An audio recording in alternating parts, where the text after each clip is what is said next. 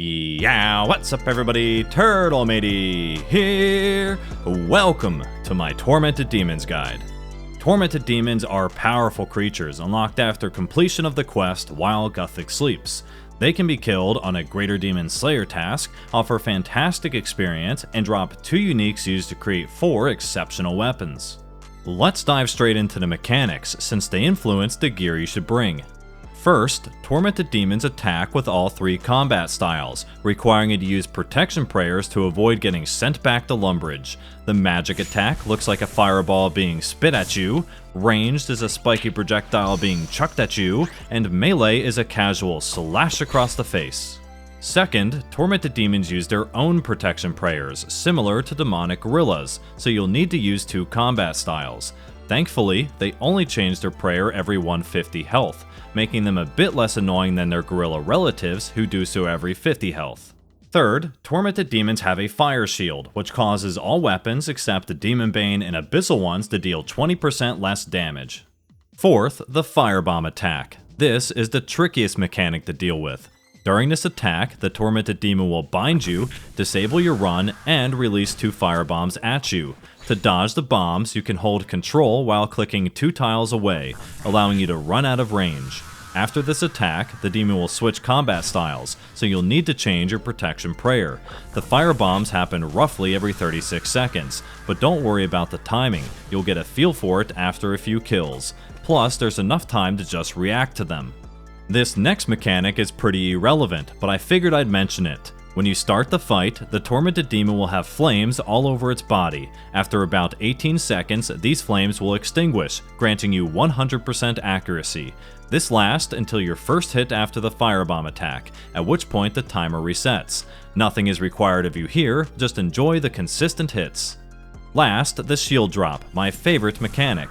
2 events cause the Tormented Demon to drop its fire shield, your first attack and its firebomb attack. When this happens, the demon becomes vulnerable to crush weapons, heavy ranged weapons, and magic spells for 1 attack. If you use one of these while the shield is down, you'll do guaranteed damage on top of your normal hit. This damage scales with your weapon's attack speed, meaning slower weapons deal more damage, up to 33 for 7-tick weapons.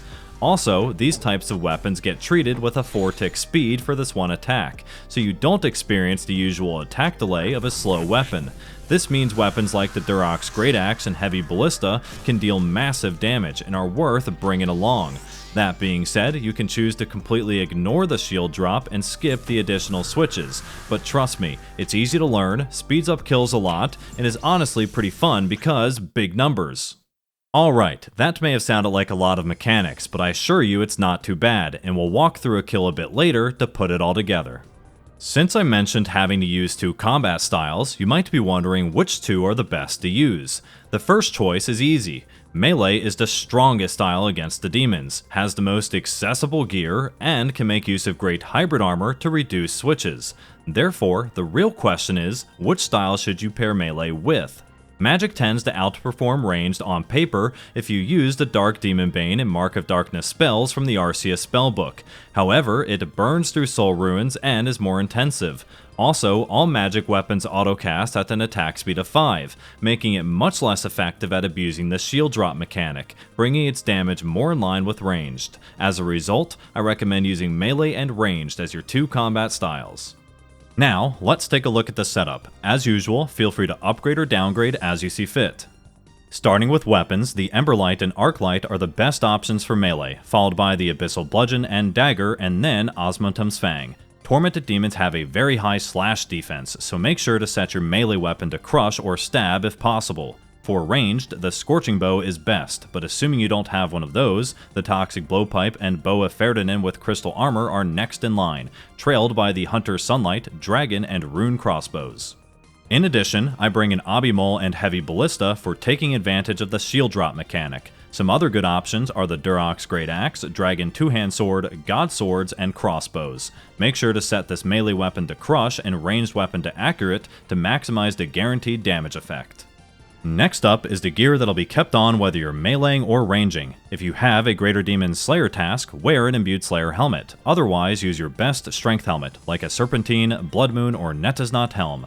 In your shield slot, just use a Dragon Defender. For your body and legs, Mixtide is super good here. Barrow's gloves are an easy choice for your hands, and boots should be a Rainia, Primordial, or Dragon. For the ring, I like to use an Imbued Ring of Suffering, but the Brimstone and Imbued Berserker rings are great options. Ammunition will depend on your ranged weapons, so just use the best ammo you're willing to. Lastly, our gear switches, and with this setup, you really don't have to go crazy with them. If you have Zenyte jewelry, switching between an Amulet of Rancor or Torture and Necklace of Anguish is really good. If not, just camp an Amulet of Fury or Glory. For your cape, switch between an Infernal or Fire cape and a Dishonest quiver or your best Ava's device. If you're a Bofa enjoyer, you're unfortunately going to have to add 2 if on a Slayer task or 3 more switches for Crystal Armor. With a Bofa, I prefer to ditch the Zenyte switch to make things a little easier. Moving on to the rest of the inventory, I bring 1 Super Combat Potion, 1 Ranging Potion, 8 Prayer Potions, and 7 Sharks. At the bottom, I have a Master Scroll book, which holds Gothixian Temple teleports to get to Tormented Demons faster. If you don't have any of these teleports yet and can't buy them, you'll need to bring your Sapphire Lantern. Next to that, I have a Book of the Dead and Rune Pouch for Thralls. This is completely optional, but Thralls are a nice little DPS increase and can trigger the demons to change their protection prayer, sometimes removing the need to switch styles. Finally, I have some house teleports for restoration, banking, and just in case Jad is on a PK trip. To get the Tormented Demons, you need to navigate to the ancient Gothixian Temple, which was discovered during while Gothic sleeps. Either use a Gothixian teleport scroll or bring a Sapphire Lantern and use a Games Necklace to teleport to Tears of Gothix. From Tears, run north, climb the rocks, attract a light creature, and let it take you on a nice ride into the chasm. Then, run south to meet up with your buddies who teleported directly here, climb up the 2 walls, and go through the opening in the skull. Follow the winding path, and you've finally made it. Once you get comfortable with the kills, you should be able to sustain teleport scrolls from drops, and not need to run the long way anymore. Within the temple, you'll find a bunch of paths that lead to Tormented Demons. I prefer the sections with 2 demons to keep the kills flowing, but it doesn't really matter which ones you kill. Alright, let's walk through an example kill. Before engaging, I pot up and check the Tormented Demon's protection prayer. Since it's praying against magic, I'm good to stay in my melee gear. Then, I put on Protect from Magic and Piety and start the fight.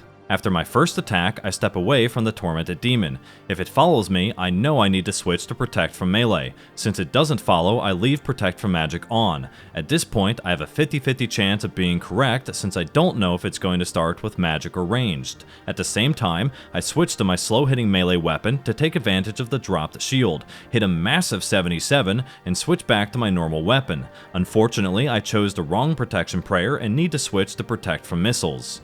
For the rest of the fight, I just need to keep attacking while paying attention for one of 2 things to happen.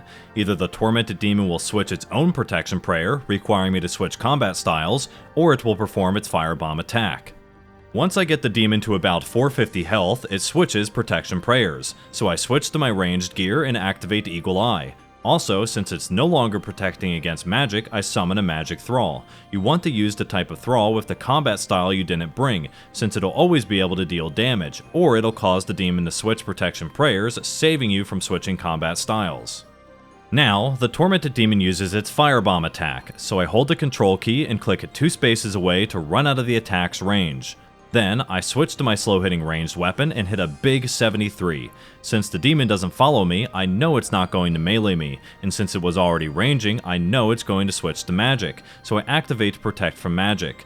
While this was happening, my thrall actually made the demon switch to Protect from Magic, so I could have continued ranging, but I ended up switching to my melee gear and activating Piety, which is fine because it's actually better DPS. At about 150 health, the Tormented Demon switches to Protect from Melee, so I put my ranged gear and Eagle Eye back on for the remainder of the fight. My damage was pretty good this kill, so I only had to deal with the firebomb attack once, but it will often happen 2 or 3 times per kill depending on stats and gear. Finally, it's time to talk about what's up for grabs. In 1 hour, which included a bank trip, I managed to get 52k Slayer XP and a whole bunch of XP across the other combat skills. On top of that, Tormented Demons have a 1 out of 500 chance to drop one of two unique items. First, the Burning Claw, of which you need 2 of in order to make the Burning Claws, an excellent special attack weapon that often outperforms Dragon Claws in PvM. Second, the Tormented Synapse, used to create 1 of 3 Demonbane weapons, which are best in slot against demons. You have the choice of the Emberlight, an upgraded Arclight that doesn't degrade, the Scorching Bow, the only ranged Demonbane weapon, or the Purging Staff, which greatly amplifies the effects of Demonbane spells. Unfortunately, the rest of their drops are pretty mediocre, so you're really banking on one of the 2 uniques. And that's everything you need to know about Tormented Demons. Leave any questions in the comments below, and I'm curious to hear from you, which of the 3 Demonbane weapons do you plan to make first? If you enjoyed this video, please give it a like and subscribe for more. Thanks so much for watching, and I'll catch— No!